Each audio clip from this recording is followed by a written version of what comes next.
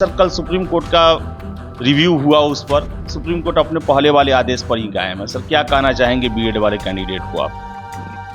देखिए, जैसा मैंने अपने पिछले प्रेस कॉन्फ्रेंस में भी बताया था, देखिए मैं बिल्कुल मौका दूंगा, क्योंकि मैंने पहले भी प्रेस कॉन्फ्रेंस में बताया है कि जो लोग दोनों किए हुए हैं, बीएड और डीएलएड दोनों किए हुए हैं और प्राइमरी में वो अपना अप्लाई भी किए हैं, तो उनको हम मौका देंगे अपने डॉक्यूमेंट में परिवर्तन करने का। सुप्रीम कोर्ट द्वारा कह दिया गया है कि प्राइमरी स्कूल के लिए डीएलएड ही मान्य रहेंगे, तो सर क्या एक तरह से समझा जाए बीएड के लिए मुश्किल जो है रास्ता बंद होते हुए नजर आ रहा है? माननीय सर्वोच्च न्यायालय का आदेश 4 ऑप्शन और 5 ऑप्शन से 4 ऑप्शन करना और उसके बाद फिर से ये जिज्ञासा होना कि चौथे ऑप्शन में तो कहीं none of the above, all of the above या more than one of the above, इस तरह की बातें हों, तो मैं इसमें अभ्यर्थियों से ये कहना चाहूँगा कि इस तरह के और ये 4 ऑप्शंस हमें लागू किया। अब इस चौथा ऑप्शन इसमें क्या होगा, कुछ भी हो सकता है।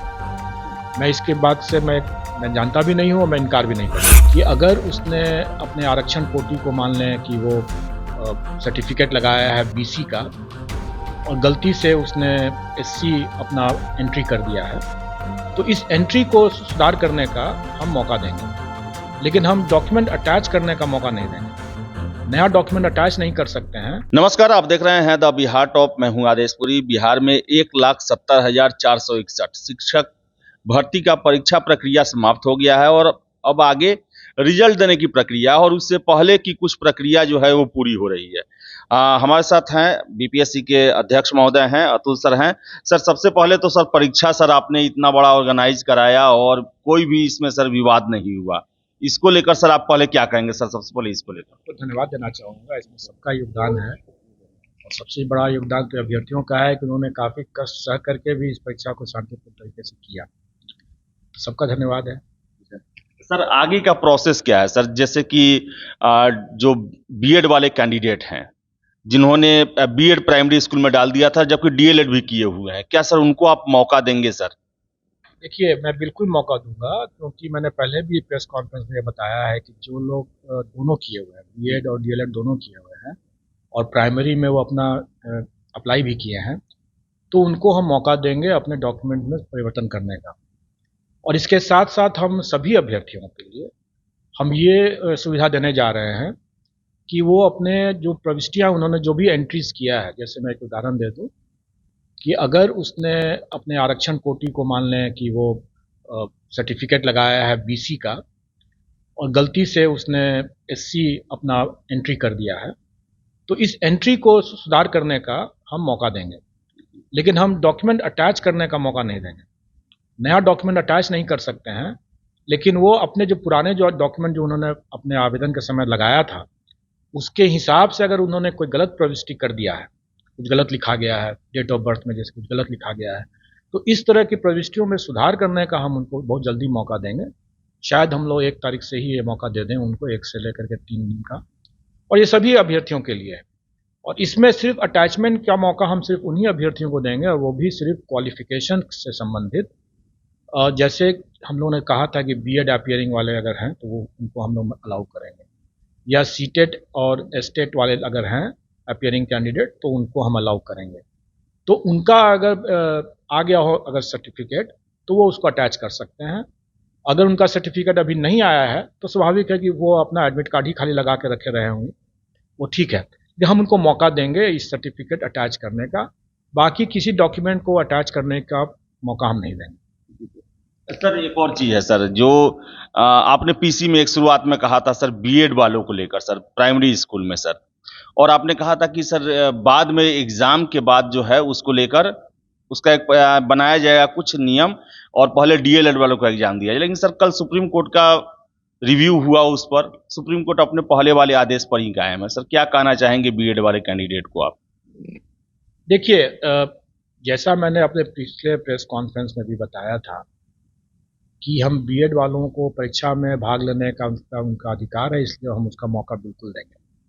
और साथ साथ हमने ये भी कहा था कि परीक्षा फल हम नहीं पर अधिकार नहीं है उनका, इसलिए हम उसको रोक के रखेंगे जब तक कि संशय दूर नहीं हो जाता है। और आपने नोट किया होगा कि कई माननीय उच्च न्यायालयों के द्वारा भी यही स्टैंड लिया गया है। जैसे हम लोग देखते हैं कि छत्तीसगढ़ में और भी राज्यों में माननीय उच्च न्यायालय में जो भी विवाद इस तरह से गया, माननीय सर्वोच्च न्यायालय के इस आदेश के बाद, तो उन लोगों ने भी जो परीक्षा जो जिस स्टेज पर था उस स्टेज में अगर परीक्षा फल नहीं निकला हुआ है तो बीएड वाले अभ्यर्थियों का परीक्षा फल को रोक दिया था। यही स्टैंड हम लोगों ने भी ले रखा है। और जैसा कल हमें भी जो सूचना मिली है और अगर उसका हमारे पास हमें आदेश की प्रतीक्षा है, संशय जैसा दूर हो जाएगा तो स्वाभाविक है कि हम उसके हिसाब से माननीय सर्वोच्च न्यायालय के आदेश के अनुपालन में हम उसी हिसाब से अपना रिजल्ट निकालेंगे। और जैसा कि कल की जो बातें हैं उसमें माननीय सर्वोच्च न्यायालय ने जो आदेश दिया है उसके हिसाब से हम लोग करेंगे। तो सर कहने का मतलब कि कल सुप्रीम कोर्ट द्वारा कह दिया गया है कि प्राइमरी स्कूल के लिए डीएलएड ही मान्य रहेंगे, तो सर क्या एक तरह से समझा जाए बीएड के लिए मुश्किल जो है रास्ता बंद होते हुए नजर आ रहा है? माननीय सर्वोच्च न्यायालय का आदेश सर्वोपरि है, उसको सबको मानना है, तो उसमें मैं कोई टीका टिप्पणी तो कर नहीं सकता हूँ, नहीं कोई अतिरिक्त संभावनाओं के बारे में कुछ कर सकता हूँ, इसलिए वो सबको मानना है और हम भी मानेंगे। सर और सर 69वीं सर कंबाइंड परीक्षा आप ले रहे हैं सर, सबसे पहले तो सर कुछ सीट बढ़ा है, 33 सीट बढ़ा है सर। एक छात्र सर हमको फोन कर रहे हैं कि क्या आगे भी संभावना है सीट बढ़ने का, और सर इसी में दूसरा प्रश्न है कि आपने सर 5वां ऑप्शन हटा दिया, 4 ऑप्शन है। अब छात्रों को ये लग रहा है कि अब कहीं ऐसा तो नहीं कि आप हर एक प्रश्नों में चौथे ऑप्शन में जो पहले का 5वां था उपयुक्त में से सभी या कोई नहीं, उसको तो नहीं डालने वाले हैं सर? देखिए, और कितने पद बढ़ेंगे नहीं बढ़ेंगे ये तो मैं भी नहीं बता सकता हूँ। मुझे नहीं लगता है कि अब और कोई पद बढ़ना चाहिए। और जहाँ तक 4 ऑप्शन और 5 ऑप्शन से 4 ऑप्शन करना और उसके बाद फिर से ये जिज्ञासा होना कि चौथे ऑप्शन में तो कहीं none of the above, all of the above या more than one of the above, इस तरह की बातें हों, तो मैं इसमें अभ्यर्थियों से ये कहना चाहूँगा कि इस तरह के चीज़ों के बारे में ज़्यादा चिंता नहीं करनी चाहिए। उनको अपनी पढ़ाई पर और पर ध्यान देने की ज़्यादा आवश्यकता है, क्योंकि ये सब चीज़ पूछना का मतलब ही है कि वो तुक्का लगाने की प्रवृत्ति को एक्चुअली वो प्रवृत्ति को बढ़ावा देने की बात कर रहे हैं या उसकी तरफ सोच रहे हैं वो। मैं ये कहूँगा कि जैसे यूपीएससी भी और दूसरे राज्यों में भी जहाँ भी 4 ऑप्शंस रहते हैं, क्या वहाँ पर all of the above, none of the above या more than one of the above के इस तरह के चौथा ऑप्शन नहीं रहता है क्या? बिल्कुल रहता है।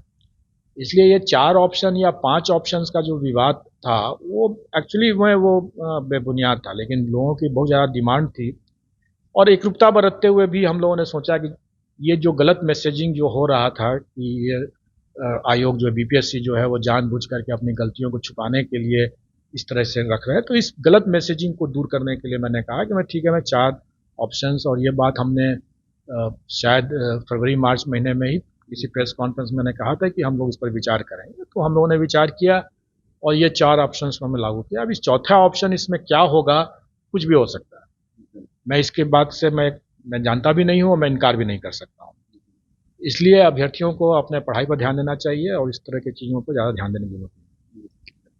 तो अतुल सर थे और इन्होंने साफ कहा, बताया कि टीचर भर्ती प्रक्रिया में आगे की क्या प्रक्रिया बाकी है और क्या क्या करना है। आप आयोग की वेबसाइट को देखते रहें तो वही आपको बता दें कि 69वीं में अब सीट बढ़ने की संभावनाएं अब 9 के बराबर है। इसके साथ साथ चौथे ऑप्शन पर आप 5वें ऑप्शन को लेकर आप प्रश्न कर रहे थे, तो 5 ऑप्शन में से एक ऑप्शन हटा दिया गया है, लेकिन चौथा ऑप्शन जो है वो उस पर ज़्यादा ध्यान देने की ज़रूरत नहीं है, पढ़ाई करने की ज़रूरत है। तो फिलहाल इस वीडियो में इतना ही। वीडियो पसंद आया लाइक शेयर करें, हमारे चैनल द बिहार टॉक को सब्सक्राइब जरूर कर लें। धन्यवाद।